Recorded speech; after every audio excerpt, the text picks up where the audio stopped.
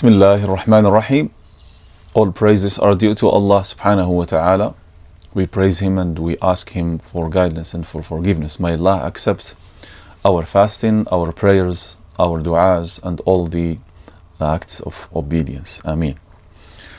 We still with the series of Ramadan Pearls. This is the 12th video. And the title was What We're Gonna Learn in Ramadan. We learn in Ramadan, dear brothers and sisters, to strengthen our connection with the noble Quran. How could we not? When Allah subhanahu wa ta'ala revealed it in this month. Allah subhanahu wa ta'ala says, شهر رمضان الذي أنزل فيه القرآن. Allah subhanahu wa ta'ala said, the month of Ramadan, it is that in which the Quran was revealed. A guidance for the people and the clear proofs of guidance and the criterion. So, what if we were with the Quran throughout the year as we are with it in Ramadan? First of all, the verse of mentioning that Allah subhanahu wa ta'ala revealed the Quran in the blessed month of Ramadan, it is a verse that mentioned Ramadan and the Quran in a union of destiny. Allah subhanahu wa ta'ala said, شهر رمضان الذي أنزل فيه القرآن هدى للناس وبينات من الهدى والقرآن. So the preface شهر Ramadan, the month of Ramadan. This preface indicates the honor bestowed upon this time, which is the month, due to this great event, which is the sending down of the Quran. It is as if the verse says this is a unique month, the month of the Quran. It is a light and a guidance. And that's number two, the profound connection. Allah said, الذي أنزل فيه القرآن, in which the Quran was revealed.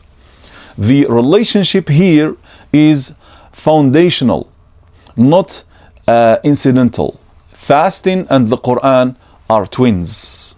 Fasting purifies the heart. The Quran fills the purified heart with wisdom and light.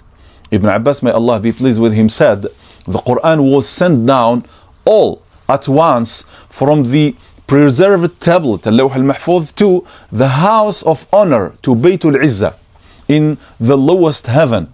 Then it was revealed in stages according to the events. Number three, the function. هدى للناس, guidance for the people. Comprehensive guidance for the heart, mind, behavior, and society. It is not a theoretical guidance, but a practical program for life. Number four, the means. بينات من الهدى والفرقان, and the clear proofs and guidance and the criterion. The bayinat, those are the clear proofs, evident signs, and the decisive arguments. Number two, al-furqan. Al-furqan is the criterion, that which distinguishes between the truth and falsehood, between halal, lawful, and forbidden, haram, between guidance and misguidance. Secondly, Ramadan, a practical school for living with the Quran. In Ramadan, the Quran transforms from a book that is recited to a companion that is lived with. The recitation, the tilawa, in the Taraweeh prayer, where the entire Quran is heard over the month, completing the recitation of the Quran once or multiple times, something rarely done in other months. Number two, reflection, which is tadabbur, pausing with the verses during the suhoor hours, contemplating the meanings of the verses recited in prayer, application after understanding, applying the verses of patience, sabr, during hunger and thirst, applying the verses of mercy, rahmah, in acts of kindness, applying the verses of mindfulness in being aware of Allah. The intimate supplication. The Quran becomes the language of dialogue between the servant and their Lord, supplicating with its verses and seeking healing with its words. Thirdly, the puzzling question: فماذا لو كانت السنة مع القرآن كله كما كنا معه في رمضان? So what if we were with the Quran throughout the year as we are with it in the month of Ramadan? This question places us before the mirror of truth. Why? Because if we maintain the pace of recitation, we would complete the Quran at least 12 times a year, at the rate of one completion in Ramadan, one khatma each month. Number two, if we maintained the khushu', the humility in prayer, our prayers throughout the year would be like Taraweeh prayer in terms of humility and tranquility. Number three, if we maintain the reflection on the verses, the Quran would transform from a text read into a daily guide in every decision. Number four, the expected result.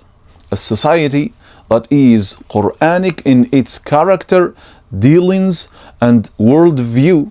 Individuals who are upright on the path because of the Quran. Allah subhanahu wa ta'ala said, إن هذا القرآن يهدي للتي هي أقوم. This Quran guides to that which is most upright. Fourthly, why does our relationship with the Quran intensify in Ramadan? Couple reasons. First of all, the prepared heart. Fasting purifies the heart from impurities, making it more receptive to receiving the Quran. Number two, the available time. Organizing time in the month of Ramadan frees up hours for the Quran. Number three, the faith-filled atmosphere. The Ramadan atmosphere creates an emotional state that helps one be affected by the Quran. Number four, the collective program.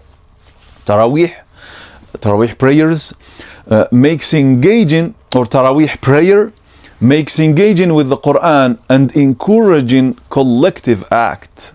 Fifthly, how do we extract the Quran from Ramadan seasonality? A continuous practical program, a fixed daily portion, which is wird, if you remember this term, even if it is a few verses, but at least it should be recited with reflection. Memorizing at least one surah per month, that's the least. Connecting the Quran to reality at every situation. Ask, what does the Quran say about this? Making the Quran the primary reference in decision making. Specialized reading thematic, or which is tafsir, on topics like verses on patience, family, economics, etc. Attending Quran study circles outside of Ramadan. Daily listening, making the Quran an audio background in the home and car.